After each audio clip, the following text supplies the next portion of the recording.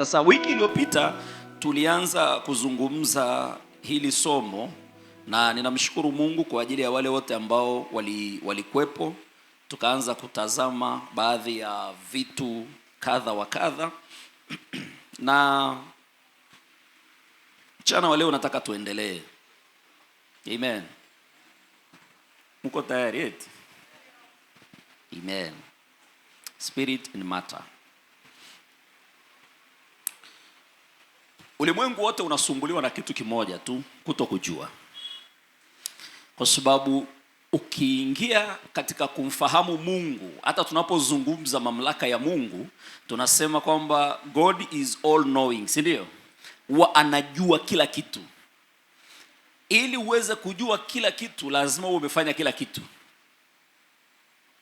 Kwamba hakuna kipya chochote ambacho unafanya, kwa sababu umevifanya vyote. Kwa ukisha vifanya vyote, unakuwa unajua vyote. Kwa hiyo Mungu kuwa all knowing, kwa sababu he is the source of knowledge. Kwa hiyo knowledge yote ni Mungu. Ninavyoendelea kuimega na kuipata au kuila zaidi knowledge, ninamla yeye zaidi. Kuna mahali Yesu alizungumza kitu moja iliwapiga watu chenga takatifu ya mitume, alipokuwa anazungumza kuhusu kuula mwili wake. So tunapoendelea kuligawanya neno na kuifahamu na kuipokea elimu ya Mungu, tunampokea Mungu mwenyewe.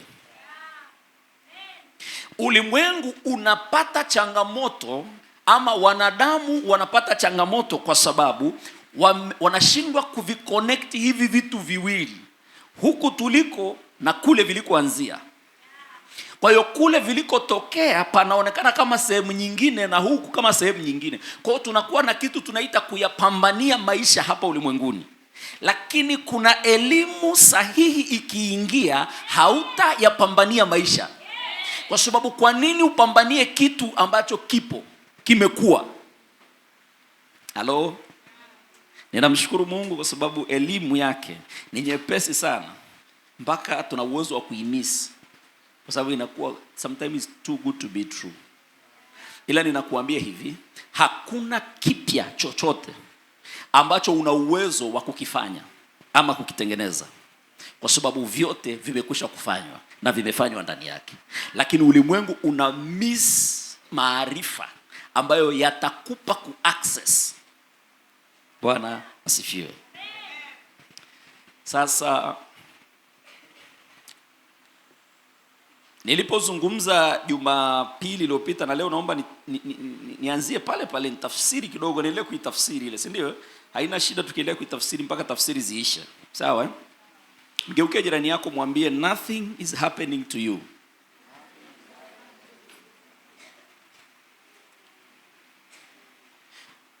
But everything is happening from you. Hakuna kinacho kutokea, vyote vinatoka kwako. Kuna mtu mmoja tumeanza kuconnect, network imeanza kushika. Hakuna kinachokutokea. Unajua, unaweza kadhani nimetokewa na jambo fulani, nimekutana na swaibu fulani, lakini hakuna kinachokutokea, ila vyote vinatoka kutoka kwako. Ujui tu kwamba ulivitokeza namna gani. Bwana Yesu asifiwe. Kuna throughout history kuna watu wengi wamemanifest mambo makubwa ya ajabu sana, lakini na wao wenyewe hawajui. Hakuna siku kwenye maisha yako kimewahi kutokea kitu ambacho hata uelewe na wewe ulifanyaje, likatokea tu. Mimi kuna siku moja nilikuwa ninamdai mtu hela muda mrefu sana, kwa hiyo mpaka nikasahau. Yaani ushawahi kumdai mtu mpaka ukasahau? Sasa nimesahau kabisa. Mke wangu akanipigia simu, sijaniambia nini, lakini nikamwambia basi tuonane, nikamtajia sehemu ambayo tuonane kwenye restaurant, tuonane pale. Lakini ni wakati wa lunch time, kwa hiyo hata kama ningeweza nikajifanya nimefunga, lunch time ni muda wa kula. Na nimeshamwambia aje tuonane, manake mama akija hategemei kulipa, unatakiwa ulipe. Si ndio utaratibu? Si ndio? na kulikuwa na uhitaji fulani katika huo ujio wake. Sasa mimi nilikuwa naendesha gari at that time, nikasema tu basi tukutane hapo, kila kitu kitakaa sawa, lakini sikujua kitakaa sawa namna gani. And then mimi nikaenda, nikiwa nimekaribia kabisa kufika, nikawa nimesahau kwamba sina hela pale. Ndio message ikaingia, nikaona hela zimeingia. And then I was like, okay, kwa tuna mzigo wa kutosha. Nafikiri waiter alipokuja nilimwangalia kwa sura ambayo hata yeye alielewa. Kwa huyu mtu yuko very happy. Sio maneno, unajua kuna tofauti ya kuwa happy alafu na kuwa happy. Alikuwa very happy. I was very happy. Kwa sababu nilikuwa ninajua ninaweza nikafanya chochote ninachotaka kukifanya. Niko vizuri. Yaani kwanza hata sikukumbuka kumwambia yule jamaa chochote. Kwa kwanza ni hela, hata nikakumbuka huyu katoka wapi? Kumbe jamaa alishatokaga hapa nchini, akaenda akaishi nje, baadaye amerudi, mimi hata sina taarifa naye. Mzigo ukao umeingia pale. Kwa lugha ya kawaida tunaweza tukakitafsiri kwamba labda hapo ilikuwa sijui ni nini, ama ilikuwa ni ngekewa, ama ilikuwa ni Mungu alikuonea huruma, mtumishi wa Bwana, usije ukaaibika. Lakini nimekuja kugundua kwamba kuna times ambazo tunajikwaa kwenye usahihi pasipo kujua, lakini ulimwengu haujui kwamba hujui. Unapoitekenya ile kanuni, ulimwengu wenyewe una respond kana kwamba unajua. So even in the Bible kuna watu ulikuwa nawasoma nikawa sielewi Mungu alikutanaje nao. Yaani sioni namna, siwezi kuona connection. Lakini ukirudi nyuma sana unagundua huyu mtu kuna namna alitembea tu kulingana na mazingira aliyokuwa nayo. So sio kwamba Mungu alijitokea kule akamchagua, no, huyu jamaa alipita kwenye njia sahihi. Lakini alikuwa ajui. Bwana Yesu asifiwe. Bwana asifiwe sana. So sasa hivi we need to understand hii issue nzima ya ulimwengu ulivyo, ili sasa itupe kuishi sio kukubahatisha lakini kwa hakika. Anasema watu wangu wanaangamia kwa kukosa maarifa, si ndio? Kama vile ambavyo unaweza ukasababisha jambo lisilo sawa sawa kukutokea kwa sababu haujui, vivyo hivyo unaweza ukasababisha jambo jema kukutokea wakati haujui. Kwa hiyo kuishi kwenye balance ambayo tumekuwa tukiishi hakutupi kujua kwa uhakika kwamba tumejua kila kitu, ila tunajua kwa sehemu. And therefore lazima tuendelee kujifunza. So nothing is happening to you. Hakuna chochote ambacho kinakutokea, ila chochote unachokiona kinakutokea ni kwa sababu kimetokea kutoka kwako. Bwana Yesu asifiwe. Nita huku mbele utaielewa vizuri. Concept ya roho na mata, ama ulimwengu wa roho na ulimwengu wa mwili, tuna uwezo wa kujifunza kwa lugha rahisi ya kitoto kabisa kwa kuangalia kwa mfano maji na vapor, mvuke, si ndio? Jamani darasa leo naomba msiniache peke yangu. Maji na mvuke katika atmosphere huko nje, katika hii hali ya sio nje, hata hapa ndani tulipo sasa hivi kuna maji mengi sana, lakini hatuyaoni. Ila kutokuyaona hakumaanishi kwamba hayapo. Kuna kuna mazingira ambayo tukiyatengeneza tuna uwezo wa kuyaona maji, si ndio? Kwa mfano tukirun pipes hapa ndani, kwa mfano kama zile pipes za air condition, si ndio, zinakuwa zinabeba gesi fulani ambayo inasafiri katika pressure kubwa sana. Kinatokea kitu tunaita condensation, si ndio? Kukondensate ni kama kugandisha, kind of kama kukishusha kitu, kukigandisha. Then tunaanza kuona inadondosha maji. Kwa hiyo yale maji yanayodondoka hayatoki ndani, yametoka kwenye atmosphere. Kwa hiyo maji yalikuwa yana exist lakini hayaonekani, isipokuwa yamekuwa condensated, yameteremshwa katika hali ya uzito zaidi, ndio tunaanza kuyaona. Spirit and matter. Kwa hiyo kabla hayajaonekana kushikika yalikuwepo, ila kuna mazingira yakitimia, vile vilivyokuwa havionekani vinaanza kuonekana. Kwa hiyo issue nzima ya ulimwengu ni about kuvimanifest katika lower realm vile ambavyo viko kwenye higher realm. Kwa hiyo ulimwengu wa roho ni kama hayo vapor, kwamba haipo, haionekani, hatuwezi hata kuinusa. Lakini ikishakuwa condensated tunaweza kuiona. Bwana Yesu asifiwe. Tunafuatana vizuri kwenye hilo. Na ndio maana nikasema kwamba hakuna kinachokutokea ila kinasababishwa kutokea. Kwa namna moja ama nyingine, kutokea kwenye ulimwengu wa roho ni lazima uwe sehemu ya hicho kitu kutokea. Mtu anataka kuniambia sasa, mbona kama unataka waweke wachawi pembeni na wanani? Hapana, hao tutadili nao baadaye. Nataka nidili na wewe kwanza. Always physicality ama vitu vya ulimwengu wa mwili vinavyoonekana kwa macho ni matokeo, ni product ya visivyoonekana. Kwa hiyo tutakapoanza kuzungumza, tuje baadaye tuuelewe anapozungumza kwamba wenyeji wetu ni wa mbinguni. Maana yake ni kwamba chochote kilichoko hapa tayari kwanza tulikuwa nacho kwanza. Hello? Okay. Labda nibakie kwenye definitions hizi kwanza. Hebu iambie nafsi yako kwamba I am spirit. Mimi ni roho. Hapa tunazungumza spirit and matter. Spirit is the cause. Sawa? Matter ni effect ama product. Roho ni kisababishi. Kinachoonekana ni kisababishwa kitakuwa ni nini sasa kama hiki ni kisababishi? Tuseme ni kisababishwa, lakini sio Kiswahili sahihi, hata mimi mwenyewe ninajua. Sawa Sasa unapozungumza kwamba mimi ni roho, ni lazima uwe tayari kukubaliana na huu ukweli mzito. Kwa sababu niwaambieni ukweli, tunatamani sana kuelewa ila tunaogopa kuelewa. Kwa sababu ya responsibility iliyopo baada ya wewe kuelewa. Iambie nafsi yako I am spirit. Wewe ni roho.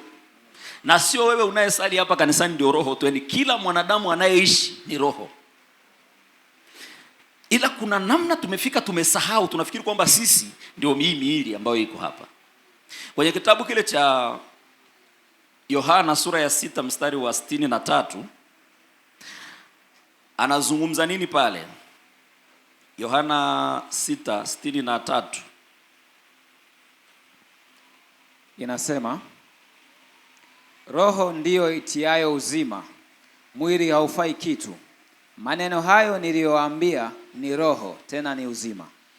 Sasa hapa ni kutokea kwenye ile bato ambayo walikuwa nayo Wayahudi baada ya Yesu kuwaambia kwamba mtu ambaye hali mwili wangu hata toboa. Sawa Ila hapa chini alikitafsiri akawaambia kwamba hayo maneno uliyozungumza ni roho. Nyinyi mmeangalia katika namna ya mwili, ndio maana mmefeli, mmepishana na gari ya mshahara. Kwa hiyo mmeng'ang'ania kufikiria kwamba tunakulaje nyama ya mtu. Lakini mimi nilichokiongea ni roho na ni uzima. Ila anatupa kodi moja, anasema kwamba roho ndiyo itiayo uzima mwili. So without spirit, anasema miili haina kitu, haifai. So nataka tu uamini kwamba wewe ni roho. Kwa sababu bila roho huo mwili sio kitu. Tunaiseto hiyo. Tumeshaiseto, tumekubaliana. Amen. Mimi ni roho.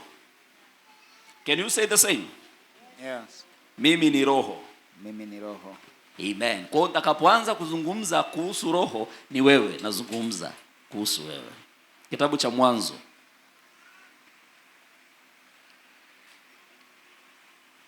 Kitabu cha Mwanzo. Aha. Sasa labda mimi nitaanzia nyuma kidogo kwa sababu maandiko mengi mnayafahamu, sio lazima ni nani sana, lakini nataka nizungumze kwenye hizi sura mbili, ya kwanza na ya pili. Kwenye ile sura ya kwanza mstari ule wa 26 tunaona Mungu amemuumba mwanadamu. Si ndio? Mko na Biblia jamani? Ukienda mstari wa 26 pale,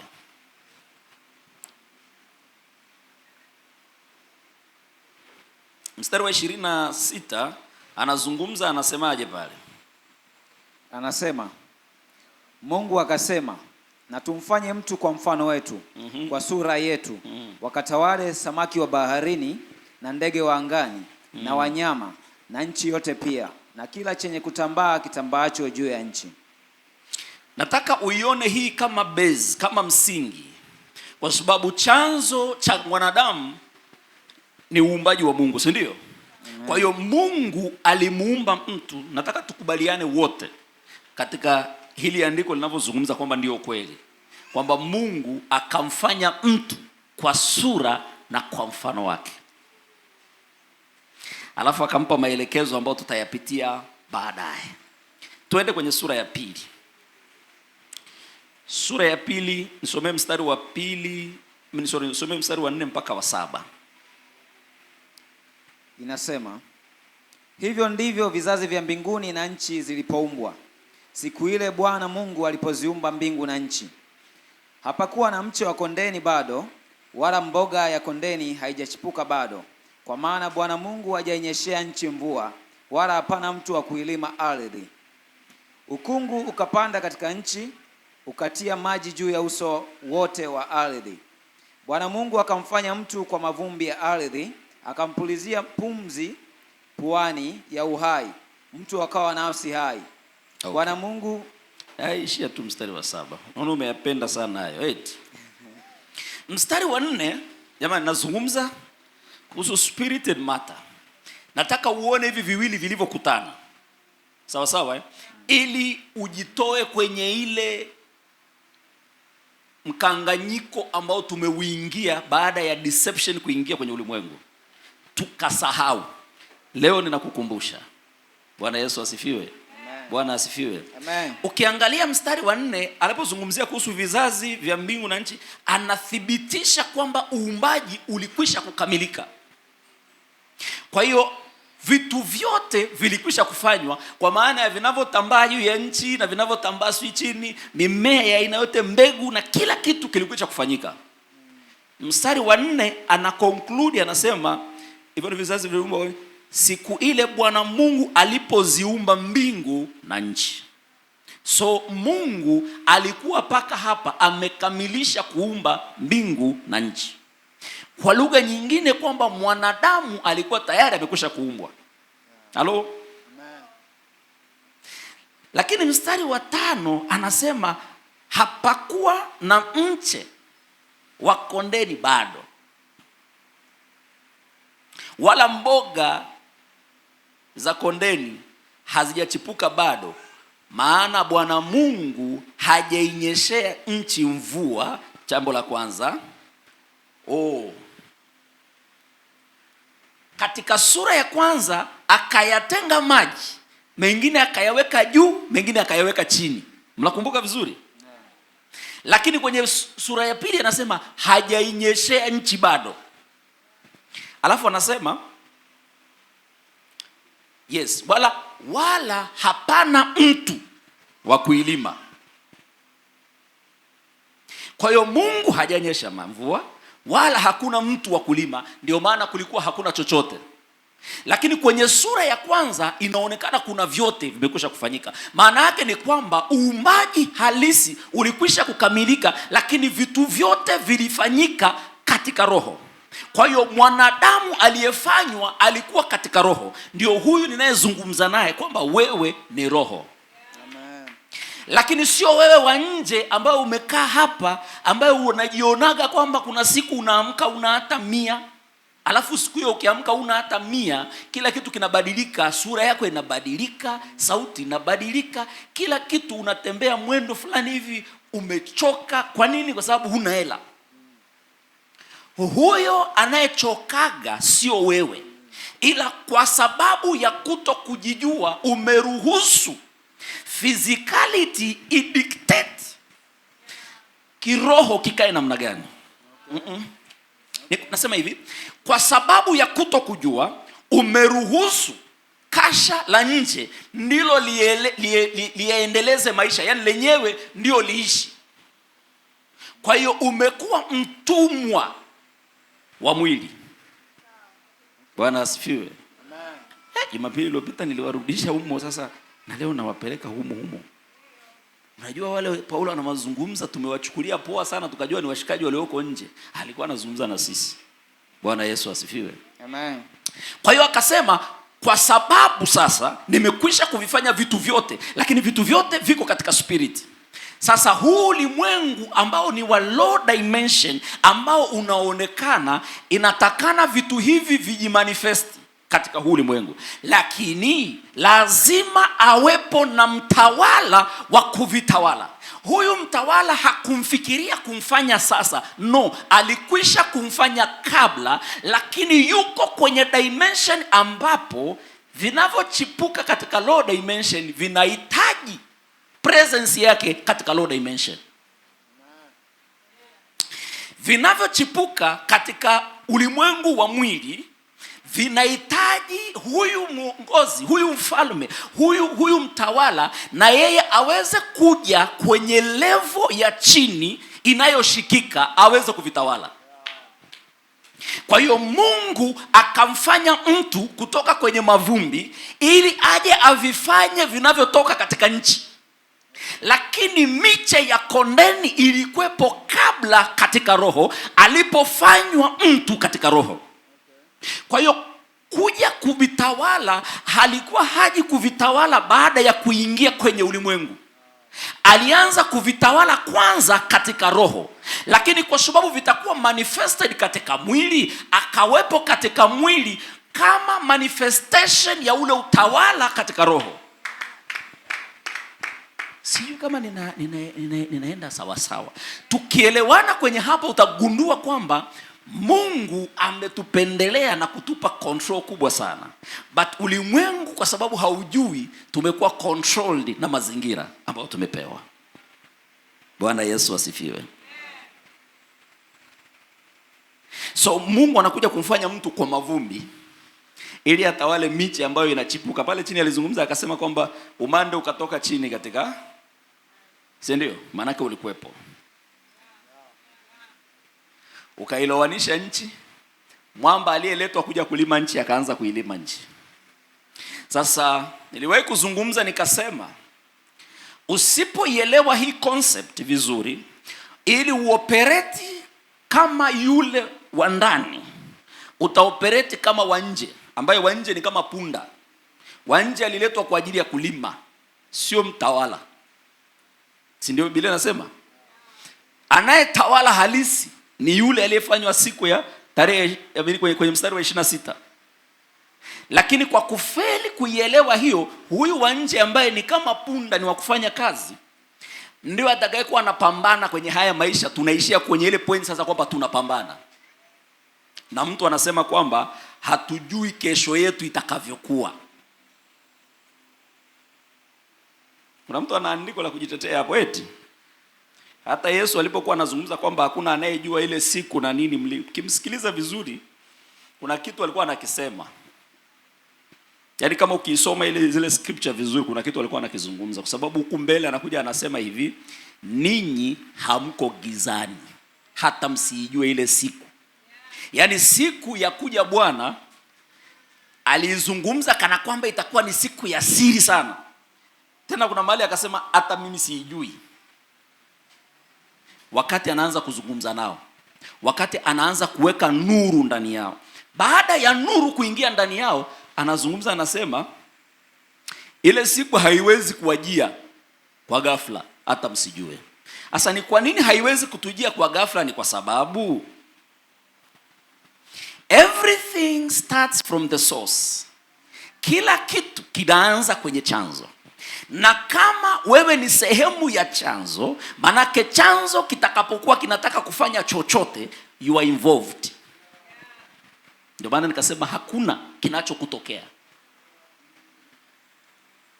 Halo? Mwambie jirani yako unaelewa?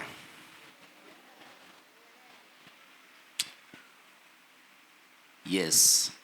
So mwanadamu yeye alifanywa sasa katika physicality ili aje sasa aweze kutawala ile physical manifestation ya vile ambavyo au ule uumbaji ambao kwa asili ni wa rohoni. Bwana Yesu asifiwe. So the spirit is the cause. Matter ni effect. Bwana Yesu asifiwe. Amen. Sasa nitazungumza kitu kimoja. Nini maana halisi ya kutawala alikopewa mwanadamu? Dominion. Bado naendelea kuidissect his spirit and matter. Na kwa sababu amezungumza kwenye mstari ule kwamba let them have dominion over the earth, si ndio? Na vitu vyote tumepewa kuvitawala. Tusiwe waoga wa kujiuliza maswali na kuangalia kwamba hili andiko mbona kama limekuepo tu, lakini hatuwezi tukalitetea kiukweli kana kwamba tunalijua kwa hakika na kinachotokea tunakijua. Hatuoni utimilifu wa hiyo dominion katika ulimwengu na katika maisha yetu. Sasa kila mtu ana mamlaka ya kutawala. Yaani wote, wanadamu wote, kila mtu ambaye ana roho ndani yake anayo mamlaka ya kutawala. Lakini sio kila mtu anatawala. Halo? Naomba iingie hiyo. Kila mtu ana mamlaka ya kutawala, lakini sio kila mtu anatawala. Kwa sababu uumbaji condition yake ilikuwa ni kwamba wakatawale. Ndio kazi pekee yake tuliopewa.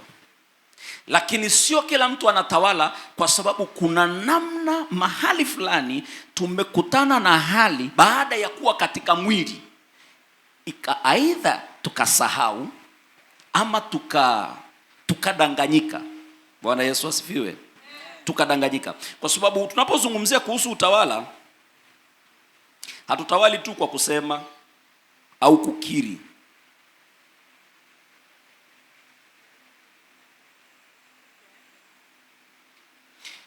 Mtawala ni mtawala. Actually mtawala hata huwa hahitaji kusema kwamba anatawala. Si ndio? Huwa mtawala wewe unajua kwamba anatawala. Yaani unakuwa unajua tu kwa sababu amekuwa mtawala. Tunaweza tukazungumza sana kuhusu kutawala, lakini tusiwe na effect kwenye utawala. But when we become, we do not need to say anything.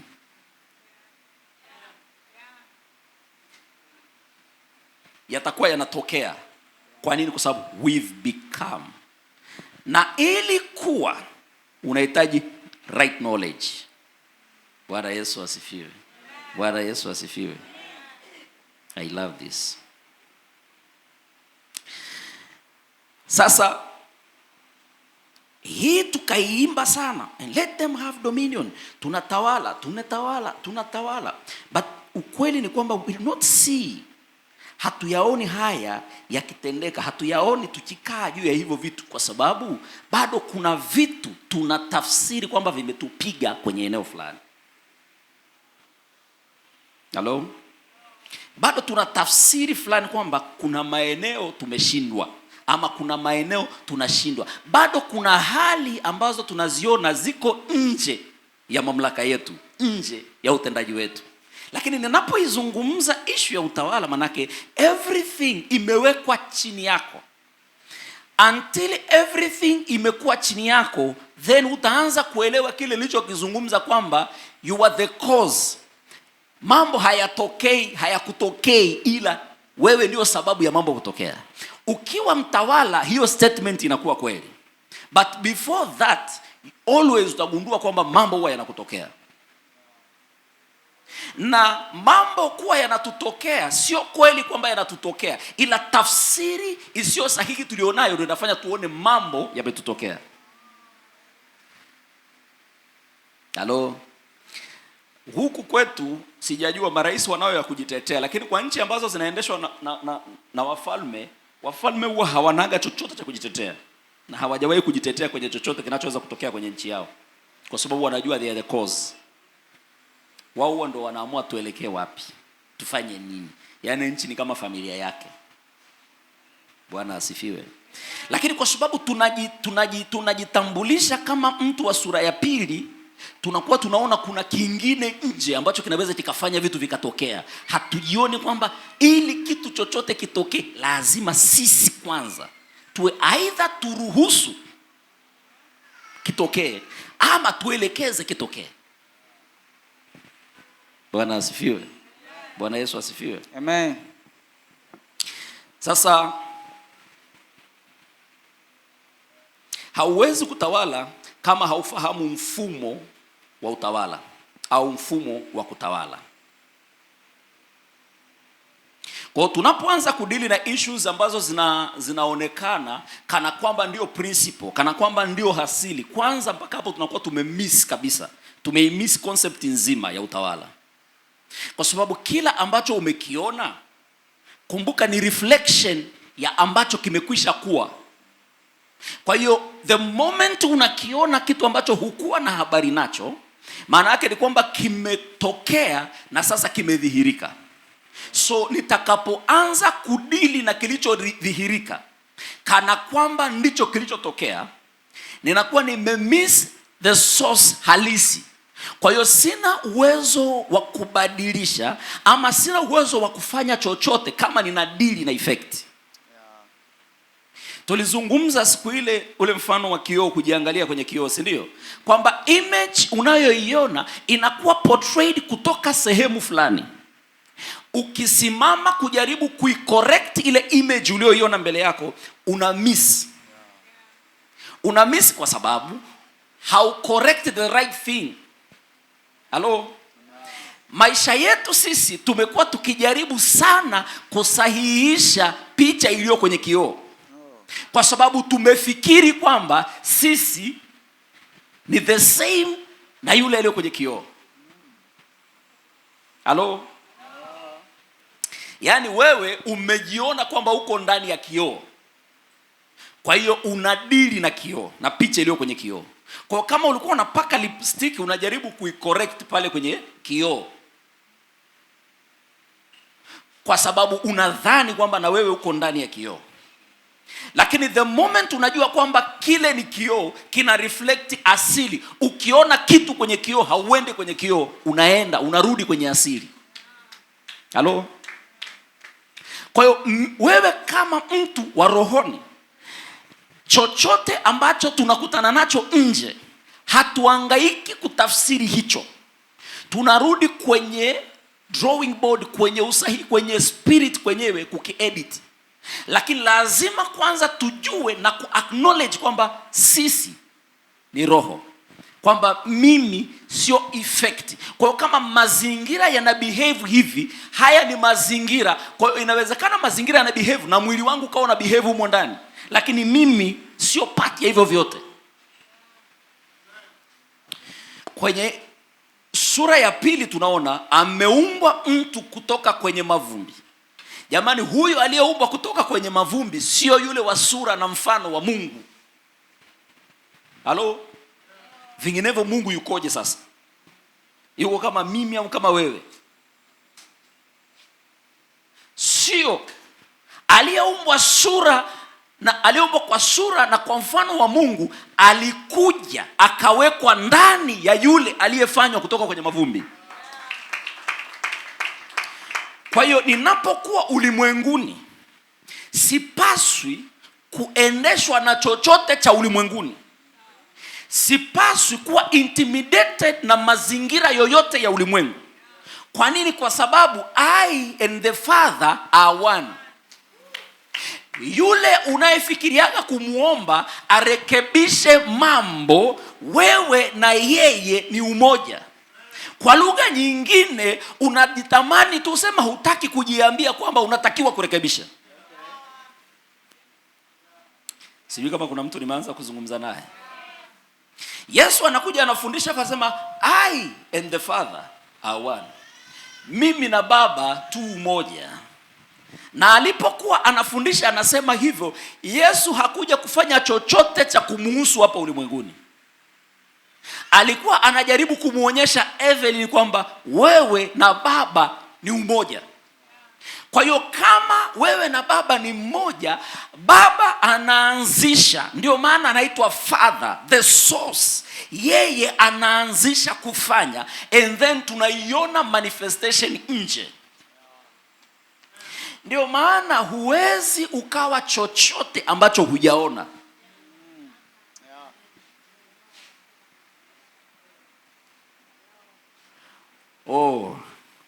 Mwanzo kabisa anasema kwamba and the world was without form. Halo? Hayo tamu sana. Anasema kwamba na ulimwengu wote ulikuwa hauna umbo. Kwa hiyo umbo litakuwa determined na yule atakayeamua kuexpress. Hakuna mtu ataji kuelewa kitu moja hapa, naona kama ni nani. Umbo litatokana na source atakavyoamua iwe. Okay. But in spirit haina umbo. In spirit hakuna Lazaro. Lakini mtu wa rohoni anaweza akamfanya Lazaro. Bwana asifiwe. You are the cause. Okay. Usijikimbie. Nasema mtu wa rohoni ndio anayeweza kumfanya Lazaro. Watu wanasema kwamba mimi ni Mungu tu ameniumba akanifanya hivi. Akakufanya vipi? Mimi nilivyo Bwana, njia yangu ni Bwana tu amenipa hivyo. Ngoja niwaambieni. Kuna baadhi ya maandiko tunakoseaga alafu yanatupotezea muda. Sio kwa sababu yenyewe hayasemi ukweli, ila sisi ndio tumekosea kwa tafsiri. Sheikh kusikia andiko moja lasema, chini ya Ayubu ile anasema kila jambo lina wakati wake. Wakati wa kupanda na wakati wa kuvuna, si ndio? Halo? Kama tuko wote nipungie namna hii. Sababu ile joto sio mchezo. Anasema kuna wakati wa kupanda na kuna wakati wa kuvuna. Haujawahi kujua kwamba ili andiko huwa linakujiaga sana kipindi ambacho mambo yamepishana. Au nyewe wenzangu linawajiaga wakati gani? Yaani kuna wakati linakuja wakati ule mambo yamepishana, alafu unasema bwana kila jambo lina wakati wake. Inawezekana hii haikuwa ya wakati huu. Tulia kwanza, tulia. Kwa nini unasema inawezekana haikuwa ya wakati huu? Una uwezo wa kusema hili halikuwa la wakati huu kwa sababu unajua kwamba kuna mwingine ambaye anapanga nyakati. Lakini ungelijua kwamba wewe na anayepanga nyakati ni wamoja, ungejua kwamba ni la wakati ama sio la wakati. Kwa ungeamua kudecide kwamba ukitaka liwe la wakati linakuwa la wakati.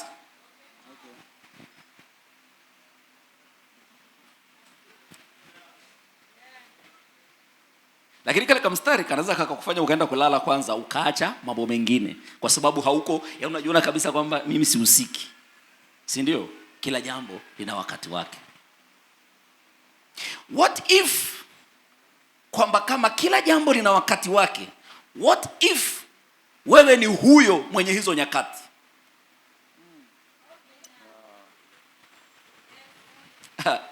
Nothing is happening to you. Everything is happening from you. Wale watu wanaotaka kwenda mbinguni saizi wana mind. Bwana asifiwe. Amen. Sasa mchungaji, sisi tufundishe tu kwenda mbinguni tuondoke tuende mbinguni. Spidi za kwenda mbinguni ni kwa sababu ya kukwepa majukumu mahali hapa ambapo Mungu amewaweka. Lakini nataka muishi hapa myatende yale Mungu anayotaka. Muwe kisababishi, sio kinachosababishwa. Bwana Yesu asifiwe. Amen. Yes. Akazungumza akasema, tafuteni kwanza ufalme wa Mungu na haki yake, na hayo mengine mtazidishiwa. Sasa mimi nimewahi kufundisha sana kuhusu hili. Na Mungu ananinyosha kweli kweli. Nimewahi kufundisha sana. Tukawa tunadhani kwamba hili andiko linajaribu kutuelekeza kwamba tutafute mambo ya Mungu na haki kwanza, alafu mengine yatazidishwa. Mimi nataka mtu mmoja aniambie, hivi mavazi, chakula na nguo vinatafutwaje wakati mimi nimetafuta hayo mambo ya kimungu? Venye vinaongezwaje? Vinazidishwaje? Halo? Ninyi ni watu wa NTM bwana, kwa nini mnaogopa kufikiria? Anasema tafuteni kwanza ufalme wa Mungu na haki yake. Alafu huku chini anaendelea anasema hivi, kwani watu wa mataifa hawahangaiki hivyo? Wanahangaikia wavae nini, wale nini? Alipokuwa anazungumza alikuwa anamaanisha wale wasiojua kwamba they are the source, wale wasiojua wanaoishi kama effect, wao wanahangaika na hivyo kwamba wale nini, wale nini. Lakini ninyi ambao mmeketishwa, nyinyi ambao mnakuja kutoka juu, ambaye mnasababisha hamsababishiwi, msihangaike na vilivyosababishwa, msihangaike na matokeo yaliyotokea. Ninyi hangaikeni na kutokeza matokeo, kwa sababu mtakapokuwa humo hivi vyote vitatokea. Bwana Yesu asifiwe. Kingdom ama ufalme wa Mungu ni ufalme hauonekani eti, si ndio? Ni invisible, kwa sababu yeye mwenyewe ni invisible, si ndio? Kwa hiyo naweza nikawa ni sahihi kabisa kwamba hilo ni jambo la kiroho kabisa, ni mambo ya rohoni. Kwa hiyo anazungumza, anasema hebu pambanieni kwanza rohoni, alafu mtaona huku nje manifestation ya mapambano yenu ya rohoni. Lakini sio mpambane nje. Ngoja niwaelezeni, kuna vitu kwenye maisha yetu tumejaribu sana kuvicorrect, imeshindikana. Tumejaribu kurekebisha, imeshindikana. Kuna watu wameomba maombi ya kila aina, lakini hakuna matokeo. Sio kwa sababu Mungu ni mzee ambaye ana roho ngumu kiasi hicho. Ni kwamba unachokifanya haukijui na yeye hajui. Hakuna anayejua unafanya nini. Bwana Yesu asifiwe. Niko serious kabisa nikisema hivyo. Hakuna anayeelewa unachokifanya ni nini.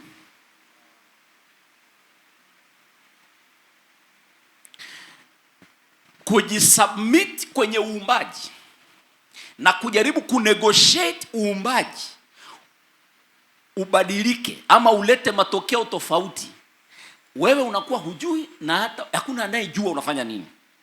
Ni sawasawa na mtu aliyekaa anajaribu kufuta picha iliyo katika image iliyo katika kioo na kuona kwamba haibadiliki, na kwa sababu hiyo akaanza kufunga tatu kavu au zile 21 za Danieli ili kwamba kile alichokiona kwenye kioo kibadilike. Umeanza kunielewa? Kwamba ninapohangaika na uumbaji, ninahangaika na product, ninahangaika na effect. Alafu sikia nikwambie,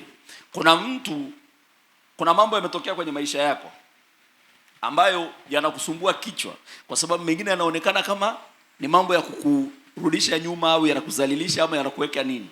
Sikia nikwambie, chochote unachokiona, ukishakiona kimepita. Halo? Usiogope kwa sababu kimepita, kwa sababu ni effect. Sawa sawa? Unachotakiwa kufanya, nenda kwenye source. Edit kule. Bwana Yesu asifiwe. Bwana Yesu asifiwe. Kwa hiyo kudeal na vinavyoonekana ni sawa sawa na kudeal na ile final, ile product ya mwisho. Sasa product ya mwisho haina uhai. Roho ndio anayevipa uhai. Sawa sawa eh? Hali zote kwenye maisha yako, normally nianza kwa kusema kwamba hakuna kinachokutokea, kwa sababu ili kitu kikutokee lazima kipewe uhai wa kutokea, na kinaupata kutoka katika roho. Kwa hiyo ukisimama na kudili nacho hicho kilichokutokea, utagundua kwamba unateseka sana kupata matokeo. Paka mara nyingine huwa kuna matokeo yanajitokeza bahati mbaya, kwa sababu katika kuhangaika kwako unaenda unagusa batani ya ukweli mojawapo. Mambo yanatokea. Unasema, "Oh, Bwana amejibu maombi." Unakuja hapa unaimba nyimbo za shukrani. Lakini ukiamua leo kuikubali hii elimu kwamba I am the cause, kwa sababu I am the spirit, utagundua kwamba now una uwezo wa kuizungumza ile, una uwezo wa kuielewa ile, and let them have dominion over the earth. Yaani unaanza kugundua kwamba ninayo mamlaka sasa ya kufanya ulimwengu vile ninaona.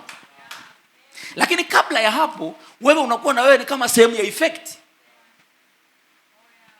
Alipozungumza sema ulimwengu wote unasubiri kufunuliwa kwa wana, kwa sababu wote umekaa hauelewi umetoka wapi wala unaenda wapi. Lakini watakapokuja wanaojua walikotoka wataupa direction. Wale sasa wanaojua nyakati na majira watakapofika wataupa majira, wataupa nyakati. Bwana Yesu asifiwe. Sijui kama tunapata kitu hapa mchana wa leo. Naomba tutaenda taratibu hata kama itatuchukua muda mrefu, lakini kuna mahali Mungu anatamani sisi tuweze kufika. Amen.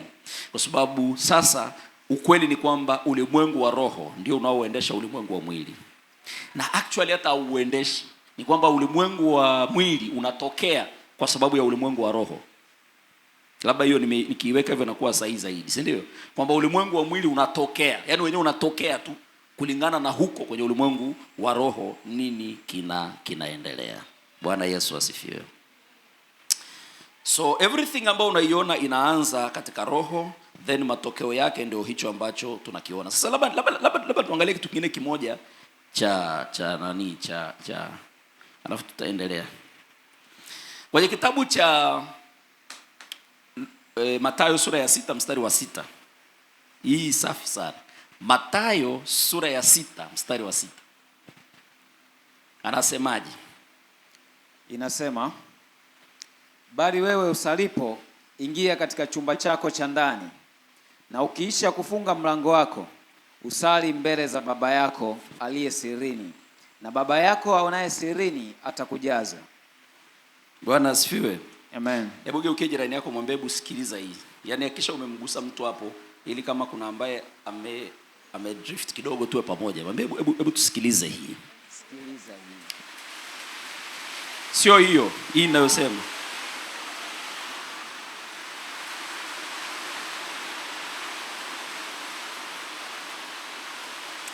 Bwana asifiwe. Amen. Anasema bali wewe usalipo, ingia katika chumba chako cha ndani, na ukiisha kuufunga mlango, usali mbele za Baba yako aliye sirini, na Baba yako aonaye sirini atakujaza. Haya maandiko tukiyasikiliza kidini sana, tunaishia kubishana. Walokole hawajui, wanapiga makelele. Mungu mwenyewe alisema, kitaka kuomba ingia kwenye chumba cha sirini, halafu huko uongee na Baba yako aliyoko sirini, kwa sababu yeye yuko sirini. Kwa hiyo unaenda kuongea na Baba yako aliyoko sirini, mambo yenu ya sirini, na Baba mwenyewe ni siri.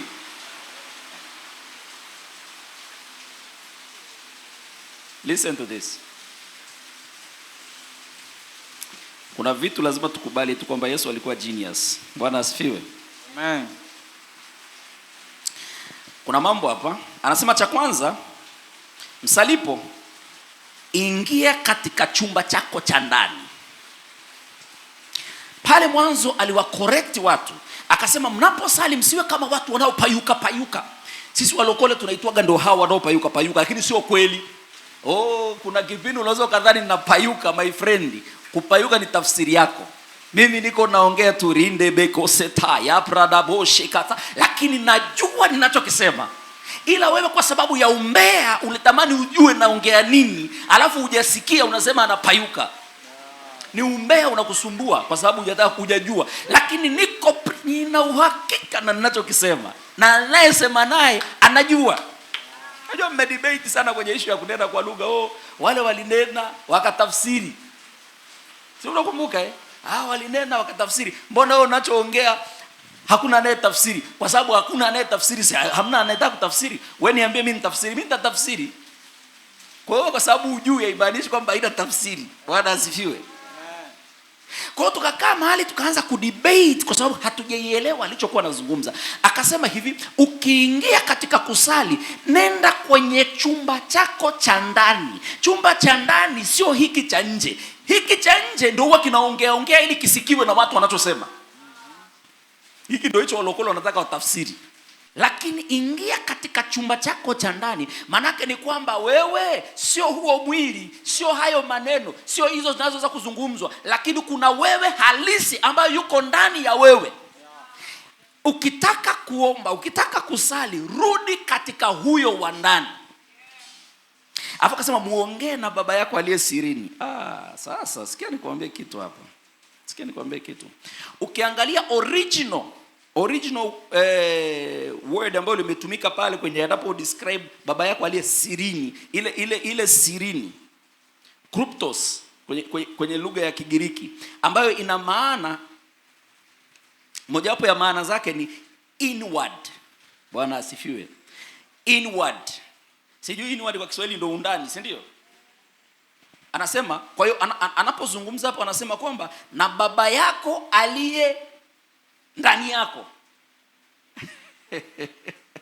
Anasema unaposali, ingia kwenye chumba chako cha ndani, alafu uombe kwa baba yako aliyeko inward. Kumbuka, Father is the source. Wewe kama wewe unayetokana na chanzo, una uwezo wa kucommune na chanzo katika language ya chanzo, kwa sababu wewe na chanzo ni kimoja. Chanzo cha maji kinatoa maji, kwa hiyo wana uwezo wa kucommune kwa lugha yao ya kimaji maji. Ndio maana akasema ukitaka kuomba usiombee huku nje. Sasa alikuwa anamaanisha ni kusema usiombee nje, hakumaanisha kwamba tusiongee. Mara nyingine sisi mimi naipenda sauti yangu, kwa hiyo nikiongea sinafurahi. Halo? Kama wewe kwako inakukwaza, mimi nikusaidieje? Hakuwa anamaanisha tusiongee kwa sauti. Alikuwa anamaanisha tusiongelee nje. Kuna mtu ameimisi hiyo.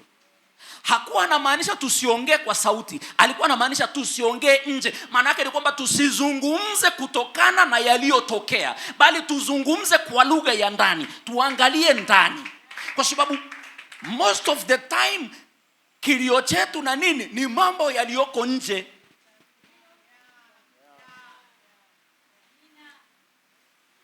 Lakini yeye anasema msiwe wanafiki sasa, kwa sababu hayo mnao yazungumza ni mambo ambayo pengine basi watu watafurahia tu kuyasikia. But when you go, unapoingia ndani kwenye chumba cha ndani, maanake ni kwamba utoke nje ya huu mwili sasa. Maanake rudi katika spirit, katika roho, katika ile, naweza nikasemaje, the ultimate intelligence, katika ule utimilifu wote wa kiungu. Kwa sababu unapoamua kutoka katika roho, katika mwili, kutoka katika mwili ni kuachana na chochote unachokiona, kuachana na ile situation unayoiona. Unapoamua kuachana nayo, unarudi katika roho, utayaona mambo katika usahihi, sio kama yanavyoonekana. Yanavyoonekana ni effect, lakini katika roho utayaona katika usahihi. Kwa hiyo utajua unabadilisha kipi. Bwana Yesu asifiwe. Kwa hiyo akasema mrudi katika chumba cha ndani. Kule kwenye chumba cha ndani, baba yenu aliye sirini, inward. Kile chanzo, utakaporudi katika chanzo, actually hauwezi kuomba. Halo? Sasa sijajua kama nitawavuruga, lakini Roho Mtakatifu si yuko, sio shida yangu. Unaporudi katika chumba cha ndani, utagundua unachokifanya wala sio maombi. You are going to remember. Iwe mwacha mtu, kwa sababu you are part of the source. The source has all the knowledge. When you get back to the source, you are connected to everything. Uko connected na knowledge yote. So unakwenda tu kudownload Ndio maana Yesu, mkikumbuka maisha yake hayakuwa kama ya walokole. Maisha yetu walokole ni kwamba bati likigonga kwa jina la Yesu. Halo? Ukimwona mtu humwelewi, unakuwa unapishana naye kule katika jina la Yesu. Yesu. Katika jina la Yesu. Kumbe mtu huyu alipataga shida zamani, labda alipataga ajali, sura yake ikawa imekuwa kwenye mfumo uliouona, sio kwamba ni mchawi. Siku hizi kuna wachawi handsome. Na sasa ndio wengi kweli yani. Kwa watu ambao wana sura ambazo labda ziko kwenye tuseme formation tata, sio kwamba ni wana shida za kiroho.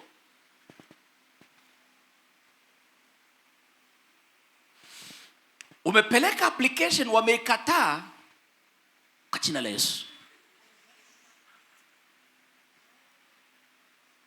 Hawawezi wakamkatalia mwana wa Mungu. Hawawezi wakamkatalia mwana wa Mungu. Ninakataa. Hawawezi wakamkatalia mwana wa Mungu. Ninakataa. Lakini ungekuwa keen enough ukaangalia, ungegundua kwamba ulikuwa utakiwa kuomba in the first place. Kuna mtu mmoja alikuwa ananipa ushuhuda wa jambo alilolikosa ambalo kila mtu angelitamani kulipata, lakini baadaye akajikuta yuko mbali sana na pale ambapo alipakosa. Ndio anakuja kugundua kumbe sikutakiwa kupita pale ili niweze kufika mbali. Sasa huyo amekanyaga tu, sijui kama alikuwa anajua ama hajui, lakini inawezekana amejikwaa kwenye moja wapo. Yaani ile andiko lasemaje kwamba hata tujapokuwa wajinga yani hatutapotea, ni tunatembea hivyo kijinga jinga lakini utoboa upande wa pili. Kwa hiyo inawezekana hiyo ndio imetokea. So sio kila kitu tunakemea kwa jina la Yesu, kwa jina la Yesu. Kwa sababu vingine viko kwa ajili ya kukusaidia wewe. Unajua hata shetani, nye watu mkija kufika mbinguni mtahuzunika sana. Yaani unawaonea huruma walokole. Kwa sababu kuna vitu vingi watakuja kugundua, sasa hii tuko tunahangaika nayo ya nini sasa? Kwamba huyu mwamba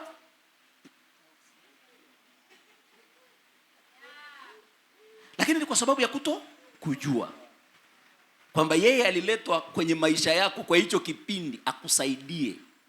Umekuwa na tabia mbaya, akusaidie ukae na tabia nzuri. Sio yeye anayeleta tabia mbaya. Tabia mbaya ni ya kwako. Bwana asifiwe. Si you are the cause. Hawa wamenisema sana. Wale ambao umewahi kusemwa sana huko kanisani, najua wengine wameshahama, wengine bado mpo mnakaribia kuhama kwa sababu mmesemwa. Amna, Mungu alikutumia watu waje wakusaidie. Hao wanaitwa chuma. Wamekuja kukunoa wewe chuma mwenzao. Kwa tulia hapa. Yaani kaa tu. So maisha ya Yesu tunajifunza alikuwa hakemei. Hata alipokuwa anaomba, mnagundua kwamba Yesu hajawahi kusema katika jina lile ulilonipa. Halo? Walokole naombeni tufike mahali tutadrop baadhi ya mambo, si ndio? Kila siku tu kwa jina la Yesu, kwa jina la Yesu, kwa jina la Yesu. Hata kwenye ndoto unapambana. Yaani uko kwenye ndoto na kwenye unakemea kwenye ndoto kwa jina la Yesu.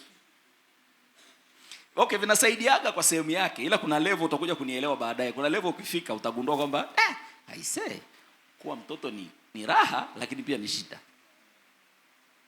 Yesu alichokuwa anakifanya alipokutana na mkoma, alimwambia kwamba unataka kutakasika? Akasema ndio, nataka kutakasika. Sitakasika. Akatakasika. Kuna siri mtu ataondoka nayo hapa leo. Walipomwambia hatuna chakula, aliwaambia wapeni watu chakula. Wakamwambia hatuna hela. Akagundua hawa sasa bado hamna kitu, bado nina kazi ya kufanya hapa. Kwa nini? Kwa sababu bado hawajajua kuitumia ile nguvu ya uumbaji iliyoko ndani yao. Wamesemaje? Wamesema hatuna hela. Wameprovoke nguvu ya uumbaji kwenye kujishusha kuto kufanya kile kitu. Yesu akafanya nini? Akainua macho yake akamshukuru Baba. Hakumwambia Baba naomba muujiza wa chakula. Come on. Hakusema Baba naomba muujiza. Alimshukuru Mungu. Alafu akawapa watu, ambia wagaieni wale. Bwana Yesu asifiwe. Because he knew kwamba he was the source. Bwana asifiwe. He was the cause. Labda nitumie lugha hiyo. Haleluya. So Yesu alikuwa hakemei, akutana na shetani kwa jina langu toka. Akikutana na Hawa aseme kwa jina langu kitu fulani kitokee. Ile inaotufanya tufanye hivyo ni kwa sababu hatujaijua position halisi ya mwana. Hujajua nafasi yako. Ndio maana pale kazini ukiona mtu kidogo mazingira haeleweki, unaanza kupaniki, unaanza kufanya maombi, unaanza kufanya nini? Listen to me, ninyi watu ambao mko kwenye makazi au kwenye biashara, kuna baadhi ya vitu vinatokea kwenye mambo yenu, wala huna haja ya kuhangaika sana. Unatakiwa tu kuzungumza, unatakiwa kutoa maelekezo, lakini anayetoa maelekezo sio yule wa sura ya pili. Bwana Yesu asifiwe. Amen. Bwana Yesu asifiwe. Amen. Yesu angekuwa na yeye anakemea kama sisi. Kwanza nataka ufahamu, kile kinachokufanya ufanye hivyo mara nyingi ni kwa sababu ya kukosa imani. Halo? Haya, wameniangalia. Nasema ni kwa sababu, sisemi msikemee, labda niliweke vizuri. Jamani, kwanza kukemea kupo, sawa? Na ukiona mambo yaelewi, kemea rafiki yangu. Sawa Kwa sababu mpaka hapo unaelewa mpaka hapo. Sawa Lakini leo nataka kumfungua mtu mmoja ambaye yeye na Baba ni wamoja, ambaye mambo hayamtokei ila anayatokeza mambo. Huyu mtu akijijua kama mwana, anaishi kama mwana. Mwana amepewa mamlaka ya kutawala, na kwa sababu amepewa mamlaka ya kutawala, ana command, anatoa maelekezo. Bwana asifiwe. Amen. Sijui ni biashara, sijui imefanya kitu gani, tunakimbizana tutafute mafuta maji, tufanye kitu fulani, tunakemea, tuna panic kwa sababu sisi hatuko kwenye ile picha, tuko nje. Kwa hiyo tunakiona kilichosababisha na msababishiwa, tunatafuta reconciliation hapo katikati, watu wafanye nini? But if you know your position, you will speak. Bwana Yesu asifiwe. Kwa hiyo akasema mkimuomba Baba yenu aliyoko sirini, mmeingia kwenye chumba cha ndani. Sasa angalia anachozungumza hapa, anasema hivi, namalizia. Anasema hivi, mkiisha kufunga mlango. Umeiona hiyo? Sasa huo mlango ni upi? Sababu hata nyumba za wale miamba zamani zilikuwa zina milango, ilikuwa na mapazia tu. Au kulikuwa na mlango sijui. Ukiisha kufunga mlango, je, tukafunge mlango alafu ndo tuombe? Lakini sasa ukiisha kufunga mlango sasa ndio uanze kuzungumza naye. Kwa nini? Kwa sababu milango tulionayo, milango inatupa kuona mazingira. Kuna kitu wa Tanzania wanaita hali halisi. Kwa hiyo natazama, naiona hali halisi. Huwezi ukacommune na Baba ukiwa unayaona hayo. Funga mlango uweze kuongea naye kwenye lugha ya kwake. Okay. Kwa sababu mle ndani hivyo havina significance. Kule ndani katika roho yaliyotokea hayana significance. Ni mambo madogo, ni nje, yaani yalishapita, ni past tense tukiingia ndani. Lakini tukiwa tunayaona, tunayahuisha kuwa mazima. Kwa hiyo maombi yetu unakuta sio tena ya kuleta solution, lakini ni aidha ya kuyahuisha katika namna ambavyo tunafikiri kwamba tunamalizana nayo. Nakataa umaskini, nakataa umaskini. Umaskini sio sehemu yangu. Hiyo ni lugha ya kwamba wewe ni maskini.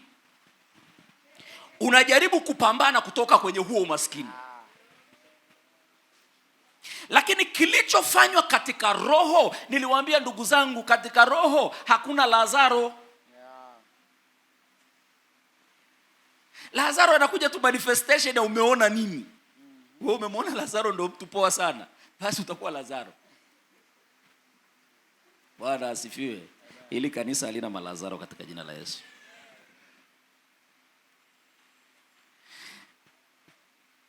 Utagundua kwamba mara nyingi tunaomba milango ikiwa wazi. Na kwa sababu tunaomba milango ikiwa wazi, hatuwezi kusababisha matokeo. Kwa sababu bado tunakuwa tuko kwenye ile image. Tunapambana na kile image, kile kinachoonekana. Hallelujah.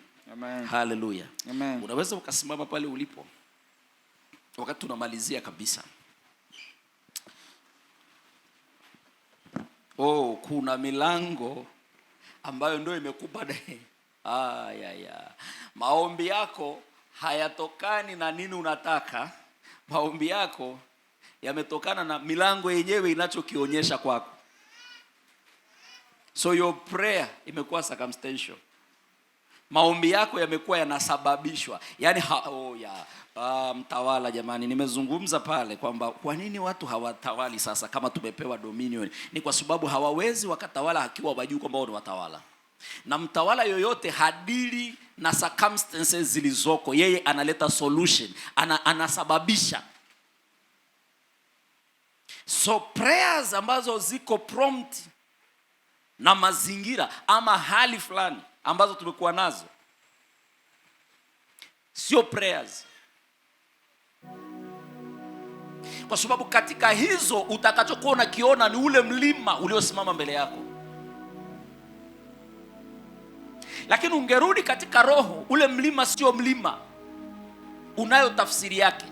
Inawezekana ule mlima ni ngazi, ila hilo unaweza kuliona tu katika roho. Wewe ni roho.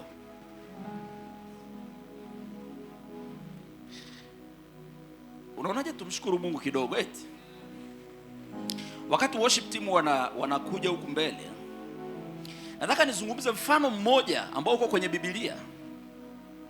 Na Mungu akupe kufungua au kodi fulani ifunguke ndani yako.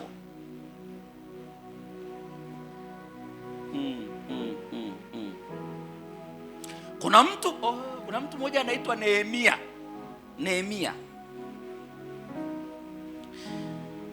Nehemia alikuwa kwenye position ambayo hakuwa na nafasi ya kufanya demand yoyote. Nazungumza kitu hapo. Nehemia alikuwa utumwani. Walikuwa taifa liko utumwani. Utumwani, you do not dictate. Naomba unisikilize kwa makini sana. Kuna mahali umekaa, Mungu anakurejeshea nafasi yako. Kuna mamlaka inarejeshwa kwako ambayo hukujua hata kwanza kama unayo. Nehemia wakiwa wako utumwani, hakuwa na nafasi yoyote ya aidha kumuomba mfalme ama kumwelekeza mfalme chochote ambacho kinahusiana na taifa lao ambalo sasa linatawaliwa. Nehemia akiwa kwenye ile hali ya utumwa, kama jinsi ambavyo watu wengi wamekuwa katika miili kwa sababu ya kukosa elimu fulani, akawa anasononeka moyoni mwake, anahuzunika moyoni mwake juu ya taifa ambalo Mungu aliwapa. Kwa hiyo akaingia kwenye matafakario ya kuhusu kuujenga mji, kuta za mji, malango yaliyobomoka wakati wa invasion. Lakini kumbuka, alikuwa akifanya kazi kama mtumwa kwa mfalme. Asingeliweza kumwambia mfalme lolote. Ngoja tuifungue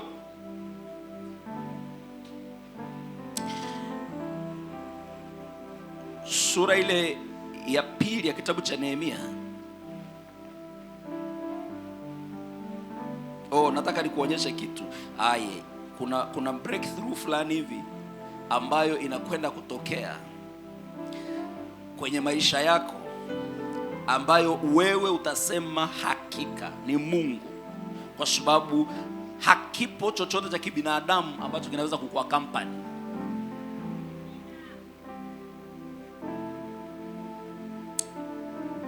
Ile story iko kwenye kitabu cha Nehemia sura ya pili.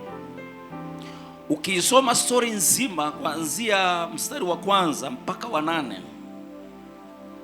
anaielezea hii story kwamba baada ya hilo ndio kuelezea kutokea, akatokea mbele ya mfalme kumpelekea divai, kwa sababu alikuwa ni mtumwa anayenywesha kwa mfalme. Sura yake ikaonekana tofauti, ikaonekana ya huzuni.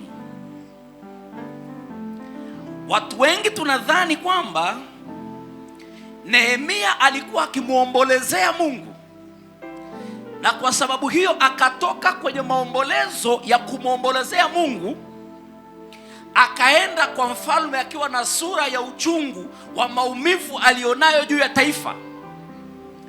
Lakini haikuwa hivyo. Haikuwa nia ya Nehemia kuonekana mwenye huzuni mbele za Mungu, mbele za mfalme. Kwa sababu ukionekana una huzuni mbele za mfalme, umekufa. Habijui hiyo. Mbele za mfalme walitakiwa watu ambao kwanza ni intelligent, wenye akili, kwa sababu mfalme aongei mara mbili. Alafu walitakiwa watu wenye afya nzuri na wenye muonekano mzuri. Ndio maana mnakumbuka kina Danieli, mnawakumbuka wale vijana ambao waliambiwa wapewe chakula cha mfalme, wakasema sisi tutakula mtama na maji. Mfalme walikuwa wananenepeshwa na kitengo cha mfalme, ili siku watakapotokea kwa mfalme watokee wakiwa good looking. Kwa hiyo walipokusanya vijana wenye hekima, wengine walikuwa wana hekima lakini wana afya sio nzuri. Mfalme hawezi kuitolerate hekima yako kama una afya nzuri. Na kuzungumzishia haya ili uelewe magnitude, uelewe ukuu wa hili jambo. Ndio maana ukiisoma unaona mfalme akamuuliza Nehemia, kwa nini sura yako ina huzuni? Biblia inasema kwamba Nehemia akaogopa, kwa sababu alikuwa anajua haruhusiwi kuonekana mbele za mfalme akiwa na sura ambayo sio sahihi. Haruhusiwi kununa mbele za mfalme. Usidhani kwamba alinuna ili kumshawishi mfalme. Lakini angalia kilichotokea baada ya mfalme kuona Nehemia katika ile sura, akamuuliza una issue gani? Kwa sababu ninachokiona kwenye sura yako kinatoka kwenye moyo wako, kitu hakikuwa cha kawaida mfalme kuzungumzia.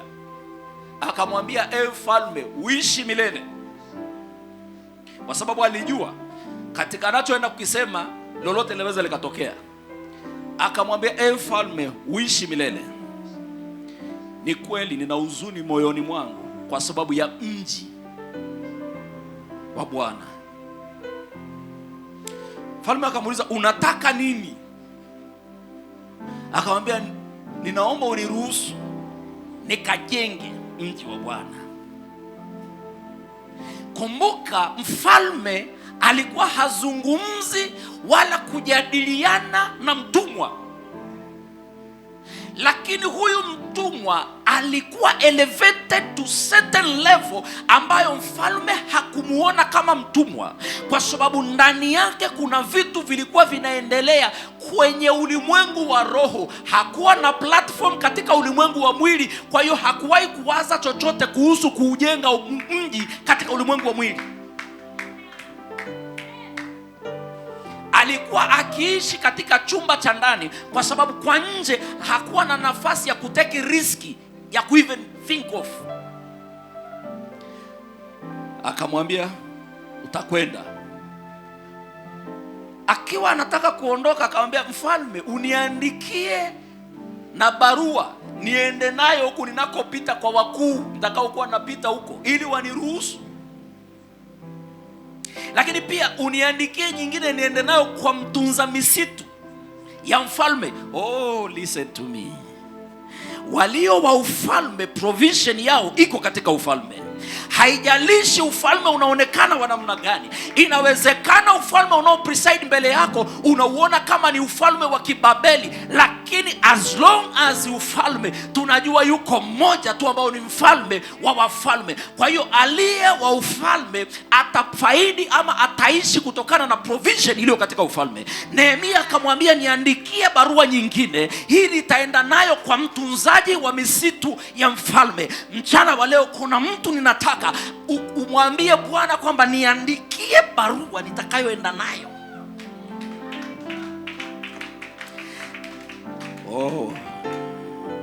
Wewe ni sehemu ya yeye.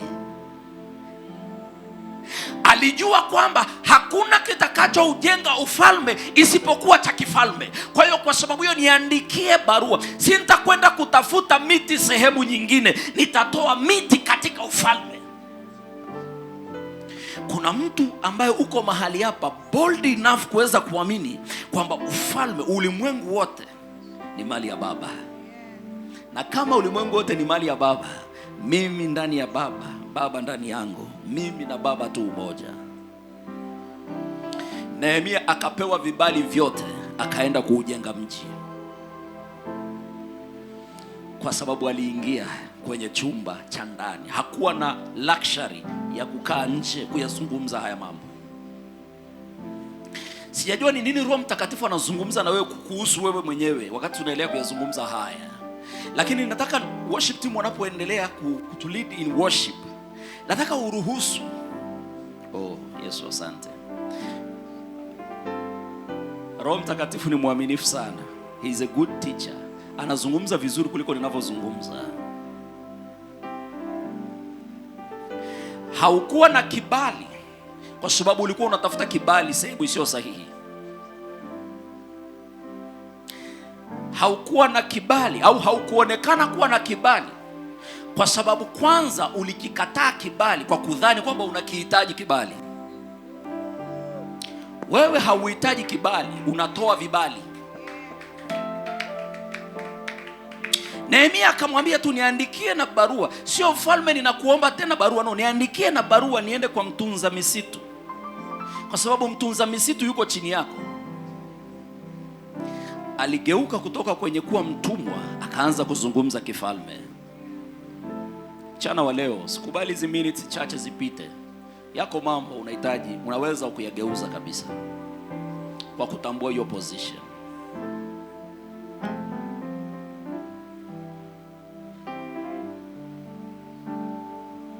Wakati tunaendelea kuabudu, nataka kila mmoja tu pale ulipo unaweza kusimama, funga macho yako, endelea kumwabudu Mungu, endelea kutafakari haya. Ruhusu Roho Mtakatifu azungumze na wewe, akupe maelekezo, kwa sababu ninajua Bwana hajanituma hapa kuongea bure. Bwana keria mahata. Bwana hajanituma hapa kuongea bure. Ana heri anayeyapokea maneno haya. Ana heri anayeyapokea maneno haya. Wewe ni mkuu, sio kwa sababu mimi ninasema, kwa sababu amekufanya.